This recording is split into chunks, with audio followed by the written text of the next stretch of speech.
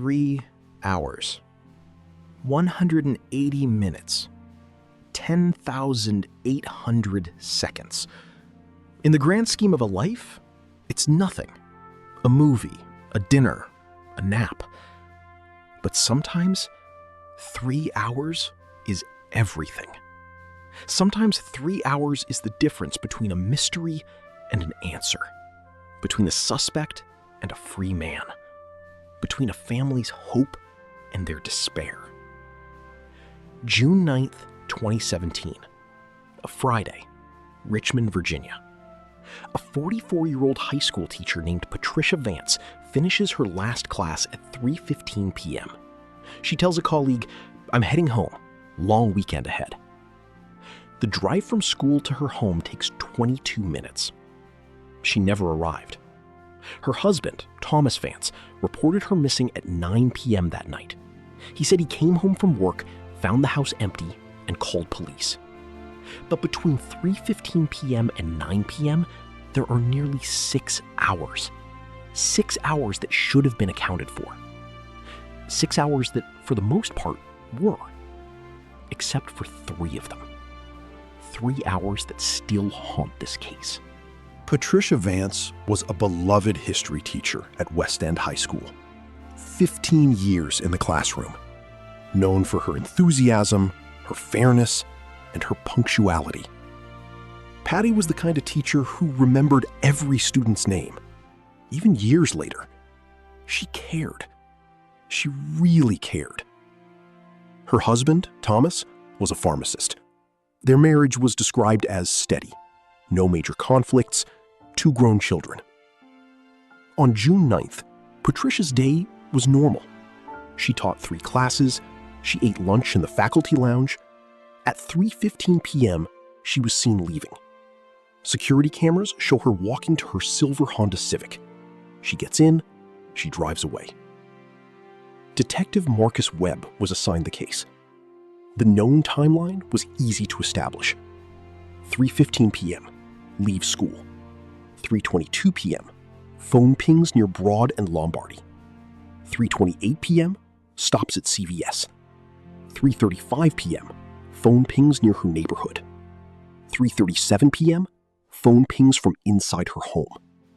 3:45 p.m., phone shows no further movement. At 3:45 p.m., Patricia's phone stopped moving. That suggested she was home, inside, safe. But at 6 p.m., Thomas's phone showed him leaving work. He arrived home at 6:45 p.m. He called 911 at 9 p.m. So where was Patricia between 3:45 p.m. and 6:45 p.m.? Those 3 hours. Those are the hours that still haunt this case. Between 3:45 p.m. and 6:45 p.m., Patricia's phone did not move. The Wi-Fi connection was steady. The GPS did not change. But no one saw her. No security cameras captured her. No calls were made. No texts were sent. 3 hours of complete silence. 3 hours is a long time to be home and leave no trace. No phone activity, no doorbell camera sightings. It's like she walked into her house and evaporated. Detective Webb interviewed every neighbor. One neighbor, Eleanor Cross, saw Patricia arrive home at 3:40 p.m. She waved. Patricia waved back. Another neighbor, Marcus Cole, saw a dark sedan parked outside at 4:15 p.m. He didn't recognize it. A third neighbor, Jordan Lee, heard shouting coming from the Vance home at around 5 p.m. He assumed it was the TV. 3 witnesses, 3 pieces of information. But no one saw Patricia leave, and no one saw the dark sedan leave either. Detective Webb expanded his search.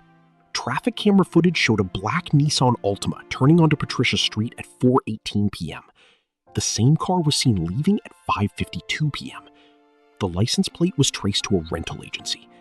The car was rented to Daniel Cross, age 41, former student of Patricia Vance, graduated 22 years ago. Daniel Cross had a criminal record, stalking, a restraining order. When Detective Webb interviewed him, he was calm.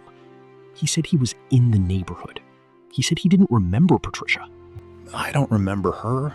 High school was a long time ago. I was just driving around. Webb obtained a warrant for Daniel's apartment. Inside, forensic teams found a recent photograph of Patricia, a notebook with her work schedule, her home address, her favorite coffee shop, binoculars, duct tape, a receipt from a hardware store dated June 8th, 2017. Daniel Cross was arrested on June 12th, charged with stalking and attempted kidnapping. But Patricia was still missing. The 3 hours remained a mystery. During interrogation, Daniel Cross did not confess to hurting Patricia. He admitted to following her, to watching her, to being outside her home on June 9th. But he said, "I didn't go inside. I didn't touch her. I just watched."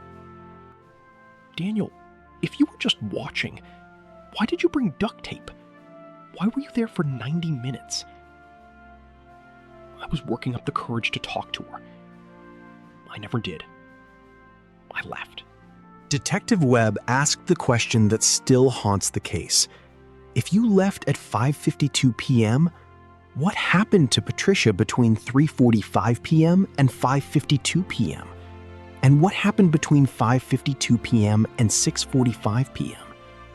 Daniel Cross had no answer. Patricia's home was searched 3 times. No blood, no struggle. Her car in the driveway, her purse on the counter, her phone on the nightstand, her keys on the hook. It looked like she had come home, set down her things, and vanished. Patricia Vance has never been found. Without a body, without a crime scene, without a confession, prosecutors could not charge Daniel Cross with murder. He was convicted of stalking and attempted kidnapping. He was sentenced to 12 years. He will be eligible for parole in 2028.